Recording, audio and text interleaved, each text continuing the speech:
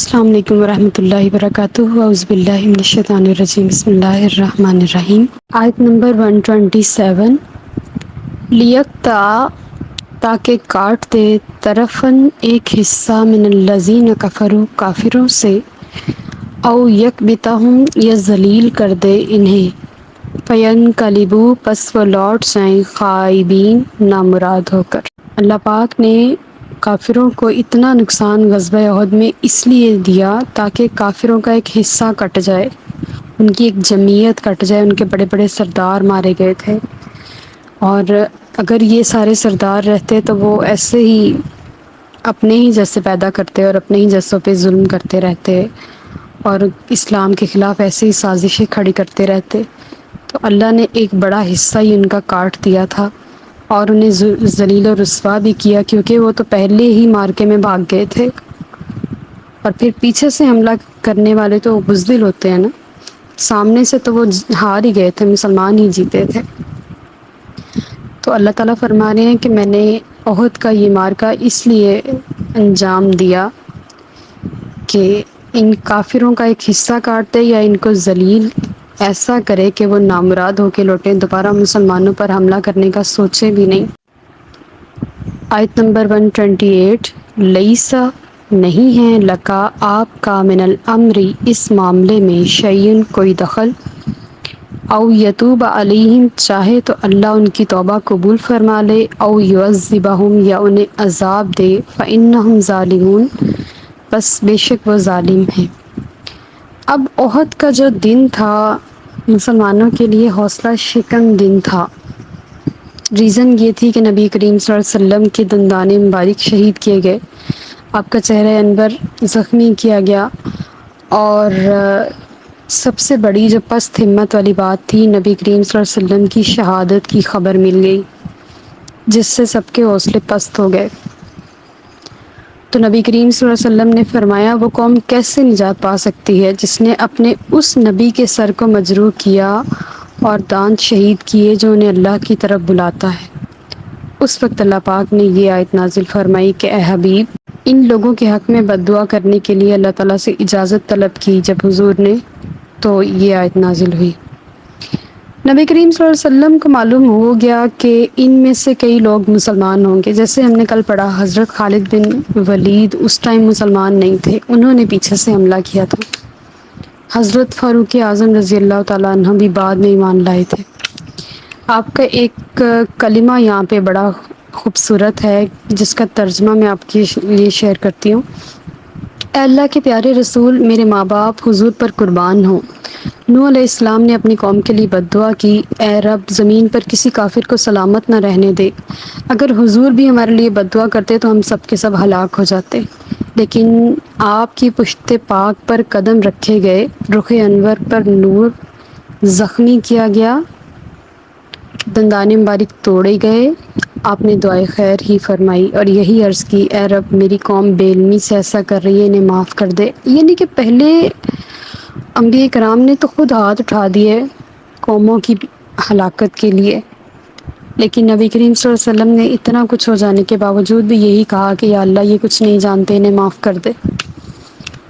اگر حضور بد دعا فرماتے تو پوری کائنات اس بد دعا کو کمپلیٹ کرانے کے لیے حرکت میں آ جاتی، لیکن حضور کا لقب ہی رحمت للعالمین ہے، تو آپ کی بد دعا بھی اللہ کو گوارا نہیں کہ میرا رحمت للعالمین نبی کسی کے لیے بد دعا کرے۔ لیکن ساتھ ہی اللہ تعالیٰ نے فرمایا چاہے تو ان کے اوپر توجہ فرمائے، ان کی توبہ قبول فرمائے، چاہے تو انہیں عذاب دے۔ اب حضور کی دعا کیا تھی کہ یا اللہ انہیں معاف فرما دے، یہ مجھے نہیں جانتے تھے۔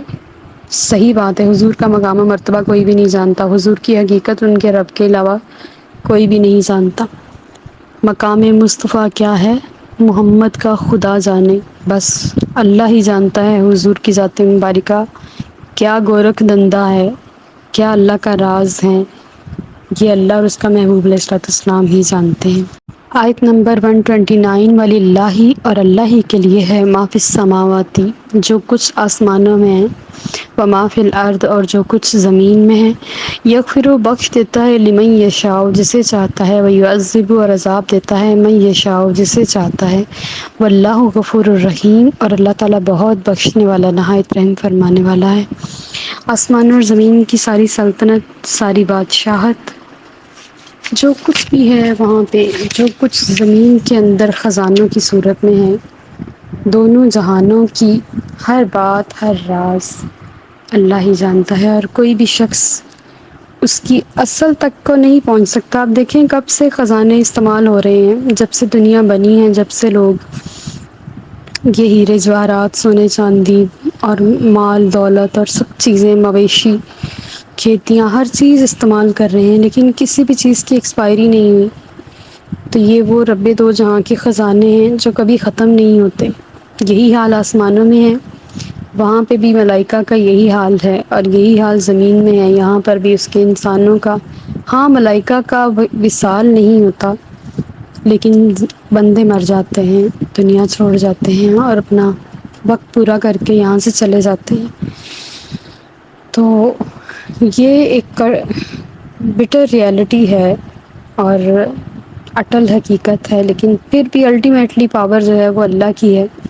ہم سب مٹ جائیں گے، لیکن وہ ذات ہمیشہ باقی رہے گی، اس کی حکومت، اس کی بادشاہت دونوں جگہوں پہ، زمین اور آسمان میں، ہمیشہ جاری و ساری رہے گی۔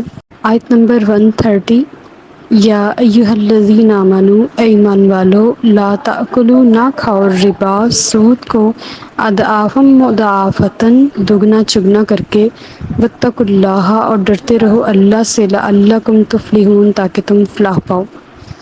یہاں پہ ہم پہلے بھی سورہ بقرہ میں بھی سود کے بارے میں، سود کی حرمت کے بارے میں پڑھ کے آئے ہیں۔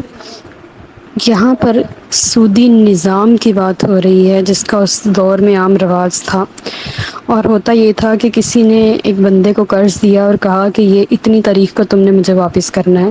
جب وہ تاریخ آ جاتی تھی تو وہ قرض خواہ کہتا تھا لاؤ میرا قرض واپس کرو، تو مقروض کہتا تھا کہ تم رقم میں بڑھا دو، اضافہ کر دو، میں تمہیں اتنی تاریخ تک دے دوں گا۔ اب جب اگلی تاریخ بھی آتی تھی وہ کہتا تھا اور اضافہ کر دو، میں تمہیں اتنی تاریخ تک دے دوں گا، یعنی کہ اصل رقم جو اس نے لی ہوتی تھی نا، وہ اتنی رہ جاتی تھی، اور اس کے اوپر سود کئی گنا بڑھ جاتا تھا۔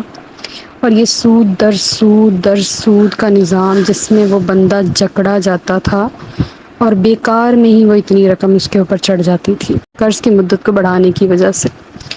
تو ہمارا اسلام اس چیز کی دعوت نہیں دیتا، نہ ہی اس کی حمایت کرتا ہے۔ یہ تو طنا ثانی ہے، یہ تو حرام خوری ہے، یہ تو بخل ہے، حرص ہے۔